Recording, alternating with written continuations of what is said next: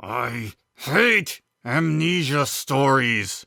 Yeah, I think you all know what we're dealing with this time, and once again, I absolutely hate it. It's one of the biggest cliches you could ever find in any form of fiction, and not only is it incredibly inaccurate in almost every situation in which it's used. Yes, you can get amnesia by getting hit on the head, but the force necessary to actually cause memory loss is more likely to cause permanent brain damage. And the convenience in how it's often solved and the situations it's used in are terribly annoying. Hence, we're not in a good situation with this particular issue. It has a mildly interesting cover at the very least, with Sonic and Robotnik running side by side against a backdrop of a newspaper. Y'all remember newspapers, right? They were like news sites, except you had to go out and buy them. And they weren't that convenient. Geez, how did anyone get anything done before the internet?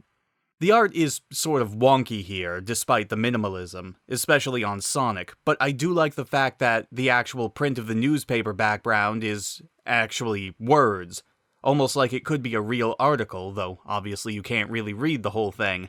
Also, the bottom of the cover promises us a Sonic Triple Trouble introduction, leading us into the special we'll be taking a look at after this story. We open to two infinitely hateable characters just from their names alone. Kix-a-Lot and Sleuth Doggy Dog. Excuse me.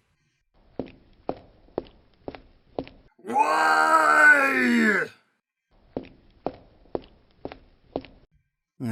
This isn't going to be a very even-handed review at this point. Anyway, the two of them paint a secret coded message onto a building side, disguising it as graffiti while Sonic comes charging down the road in a series of panels that I rather like. It's always nice to see this sort of dynamic movement in action in a comic book, and I really like it when artists actually toy with the boundaries of the panels. And so begins our story, a scrambled hedgehog. Sonic's been sent to pick up the hidden message, but he is almost immediately spotted by a sentry. I guess Robotnik's home security is getting better. And Sonic is led down an obvious pincer trap where his left and right are obviously covered, so he dashes straight down the middle and right into a waiting fist. And it's nice to see the SWAT bots have yet to lose the personality that they had during the early days. You are such a brick wall, number 6. More like titanium nickel alloy number 2. They take him back to Robotnik, and Sonic awakens to Robotnik and Snively looming over him. And then it starts. Hedgehog? What hedgehog? I'm not sure who I am. Amnesia. Robotnik is quick to take advantage of this, saying that Sonic is his cousin, and manages to convince him to go back to sleep. Well, he plans to use this to his advantage, planning to convince his new super weapon to work with him. Snively is quick to point out that it could just be an act, which is a legitimate worry to have, but Robotnik quickly refutes the worry, stating that Sonic is acting so reserved and demure that it has to be amnesia. Yes, he's right in this particular instance, but it's still a stupid assumption to make. Cut to an indeterminate amount of time later, and Sonic apparently beating the piss out of the Freedom Fighters in a short and rather disjointed action scene. Of course, it's revealed in the very first panel of the scene that these are just robot duplicates, which I suppose is a little better than stringing us along like the comic has attempted to do in the past, and will do in the future, much to my annoyance. Robotnik congratulates Sonic on his prowess, and spins him a yarn of how Princess Sally is an evil witch conspiring with her cohorts to overthrow the government.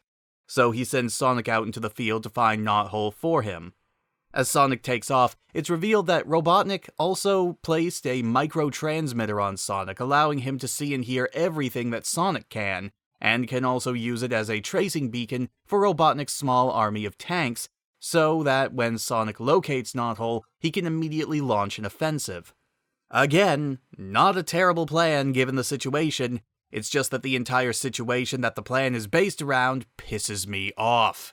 Sonic has a fork in the road and is unsure of which way to go, but then he spies a tree stump that looks, in his own words, familiar. Yet another stupid trope when it comes to these amnesia stories, selective memory, where the person inflicted with it has selective bursts of remembering something, so that anything that's plot important can still happen, even though a person shouldn't remember anything based on what they've established at this point. Sigh. Sonic examines the stump and of course finds the secret entrance and starts to take it, while Robotnik menacingly grins at the reader, and apparently gets himself quite the lazy eye in the process. Cut back to Knothole and the Freedom Fighters, where the plot convenience camera is in full swing yet again, though at least this one makes more sense considering that it's happening in their hidden tunnel. Their sensors have detected some sort of strange device being planted on Sonic and immediately decide that it's a good idea to err on the side of caution and order the tunnel to be sealed to keep Sonic from getting any deeper. While the door does stop Sonic at first, Robotnik shows off a bit of villain competency by talking to Sonic through a microphone hidden in the transmitter, and shows off that he had a laser installed on the wristwatch he equipped Sonic with at an unseen moment in time.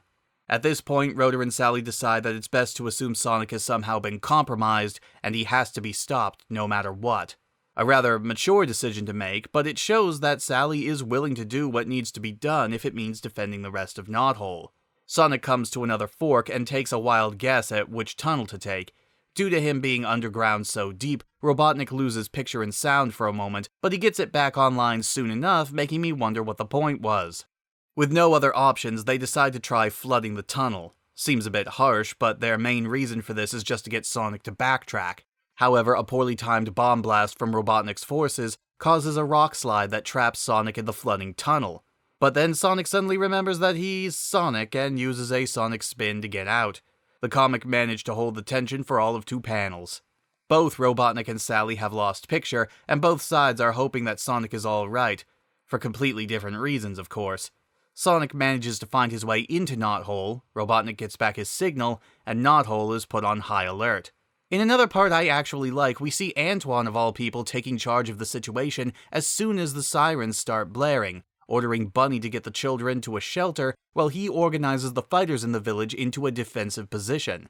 He's also the first to immediately recognize that something's wrong when Sonic comes barreling through, while everyone else is letting their guard down. Of course, it doesn't help him stop Sonic, who just blasts right through the front barricade and into the inner village. And we end on this rather menacing one-page spread of Sonic standing half-shadowed in a doorway as he finds Sally and Rotor in the Freedom Fighter HQ. Or rather, it would be menacing if not for the horribly dated Cops reference. Bad boys, what you gonna do? What you gonna do when they come for you? If I haven't made it clear, I really am not a fan of this particular story, and of course we're only halfway done with it. The setup is one of the absolute worst cliches that you can find in fiction, especially when it comes to children's fiction. It's a shame too, because there is some actual tension here near the end, and some good character beats, like Antoine stepping up in an attempt to defend the village, and Sally putting the good of the village over her feelings for Sonic. But they're fleeting, and don't make you forget the fact that the entire setup for the story is just so contrived. The artwork also isn't the best this time around either. Art Mawhinney once again handles artwork, and while normally he does a fantastic job, there was just something about this issue that felt off. The characters felt much more off-model, and there are points where many of the characters fail to really show off any sort of great amount of emotion. Like when Sally is steeling herself for the idea that she might have to stop Sonic from entering Knothole.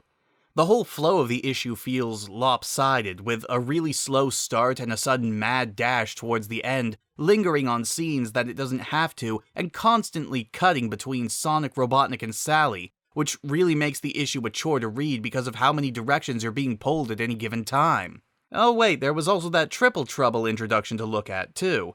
Well, it's basically just a 2-page advertisement for the Triple Trouble special that would be coming soon at the time this issue was being released, but sadly, it's one of the best parts of the comic. I mean it, it's actually pretty damn funny, and while it doesn't really tell us much of what to expect, to the special's benefit, I think, since we can go into it and not be spoiled on the entire plot, it's endearing enough that it makes me curious about just what is inside the pages. What's more, like I said, it's actually funny. Check out Princess Sally in a hot string bikini. I don't think so.